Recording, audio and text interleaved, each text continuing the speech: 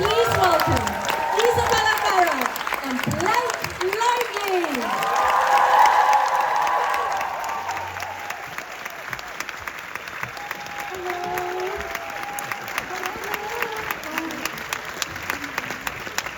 Where do you want us?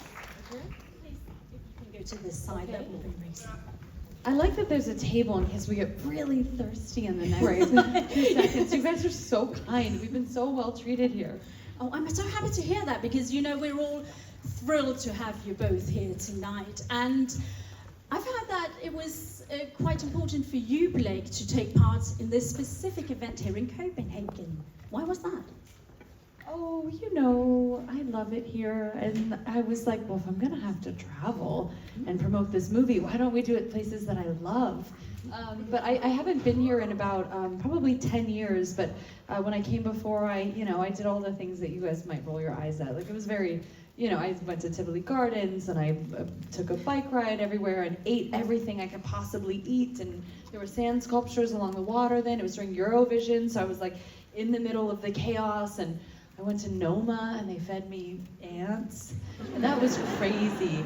And the shrimp, this was crazy. This was a hostile act. I actually say something hostile happened there, which they give you the shrimp, and then you go to it's on ice, and you go to take a bite of it, and then it starts like moving, like breakdancing, like in your mouth. And then like they're giggling, and it's because when they're frozen, they look like they're dead, but they're actually just like asleep.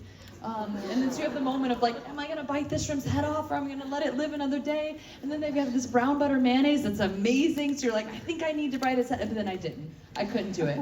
We'll try and find some I had to for come you here then. to relive that and Well, not do that. we're not going to make you do anything like that tonight. But I have a shrimp for you to know. Can you imagine? This is like a... So, Isabella, this is your big screen debut, and last night you were at the premiere in London, and now you're in Copenhagen for this gala event. This is all really happening for you right now. Yeah. How does that feel? I don't know. I don't know. It's so surreal. It's also my first time ever in Copenhagen and in Denmark in general, so this is a really cool way to enter the city. Thank you, guys. I'm so grateful for this whole, just like all of these premieres in the press and everything, and Blake has been literally the best friend I could ever ask for on this whole trip and journey. I don't know, blah, blah, blah. But I understand that Blake has been somewhat of a mentor for you during this whole process. Yeah. What are some of the key takeaways? She has been like such a love and supporter and rock and friend and like incredible. Like I'll get credit for stuff because whatever, I'm older. But like no, her grace and her elegance and her fortitude and her kindness and her spirit, like she's been as significant to me as I could ever be to her. Thank you. I have to say, I'm having a surreal moment. I know you haven't asked me this, but don't hand me a microphone. I'm super shy, but if you get me on a stage and hand me a microphone, I'll just say too much. Like, I was talking about like biting a shrimp's head off a second ago. Oh, no, this is so awful. I'm gonna regret all of this later, so I'm just gonna keep talking. But like 2 months ago, we got to show the movie for the first time to people, to an audience, and we got to show it to about 3,000 fans in Dallas for this book event that Colleen Hoover was holding. And I'm always of the mindset of like, let's show it to the most critical people first, like the people who are diehard book fans, because then you want to make sure that you're servicing the people who are most passionate about it. And Isabella at this point was still working at a restaurant in Brooklyn, and Colleen called her and she was like, you gotta come to the screening. She's like, I can't get my shift covered. She's like, get on a plane, come now. And so she like left from the restaurant with like I don't know. I didn't even make it to the restaurant that day. Oh, you didn't? I know, I literally went from home and I just had to call them and say, I am not coming to work this weekend. That's like a scene from a movie in itself. Yeah, don't go on Twitter. Don't look at Instagram. She's just sick right now. Don't see photos of her. They're like, what are you doing? I'm like, nothing. But absolutely now to be here in this like gorgeous gown here, we're celebrating it with you guys. And tonight is the actual opening day for us in the States too. So we're really like so exciting. Yeah, this is the real birthday. Now, just to emphasize just how special this evening is, the movie premieres worldwide today. And it has partially been inspired, the story has partially been inspired by the author Colleen Hoover's mother, who actually left an abusive relationship when Colleen Hoover was a young girl. So, Blake, what resonated with you in Lily's story that made you want to play the part and produce the movie? Well, you know, I think that what was most significant to me is I've been doing this for 20 years, and I'm either given the opportunity to play a woman who has levity and light and joy and humor, or a woman who's in love and there's a lightness to that, or a woman who experiences deep trauma and pain and sadness. But really those are sort of separated and parsed out into different women and what's most palatable for the audience, whether it's a character, or usually that's in service of a man. So to have a woman who can experience lightness and love and levity and joy and all her dreams coming true and her future and her past and her present, but also experience the deepest wells of pain and trauma, that you don't get opportunities to play a woman of such multitudes.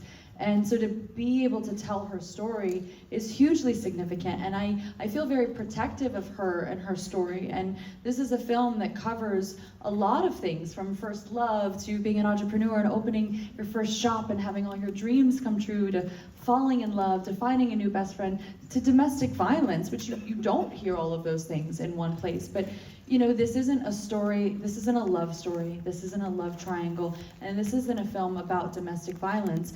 It's a film about a woman, because she's not defined by anything any man did to her, whether positive or negative.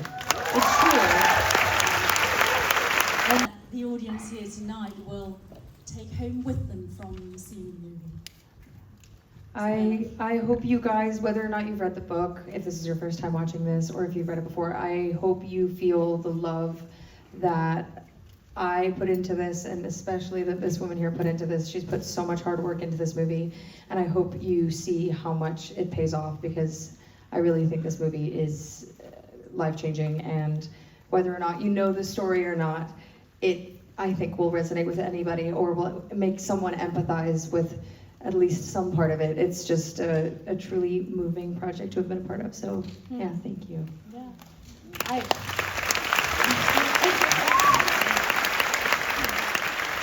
And I hope that, you know, I hope you feel, I hope that you laugh, and I hope that you cry, and I hope that you're afraid, and I hope that you're excited, and I hope that you're inspired, and I hope you feel the pangs of nostalgia. But to be able to feel in a theater full of people, whether it be loved ones or strangers, that connectiveness, to feel together, is so beautiful, and it's why cinema has had the magic that it has for so long.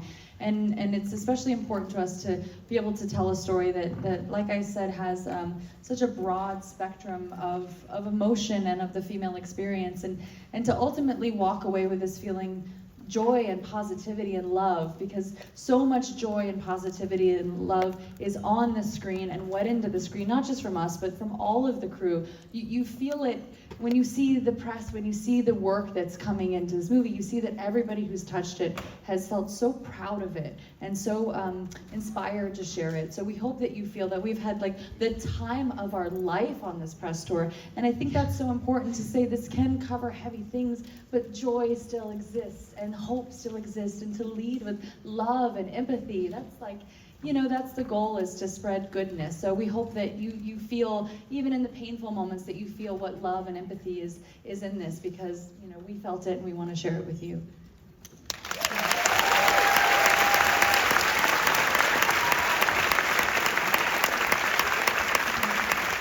Well, ladies, I think I speak for everyone when I say you definitely brought joy and positivity and empathy to this stage, and in a moment we will see you do your magic on the big screen. Thank you so much for being here at this event tonight. Let's hear it for Isabella Ferrer.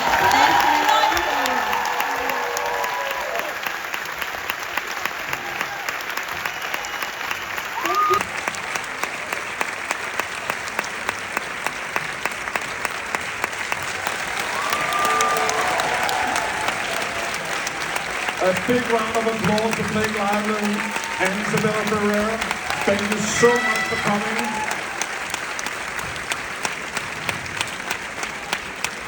Really happy to have you here.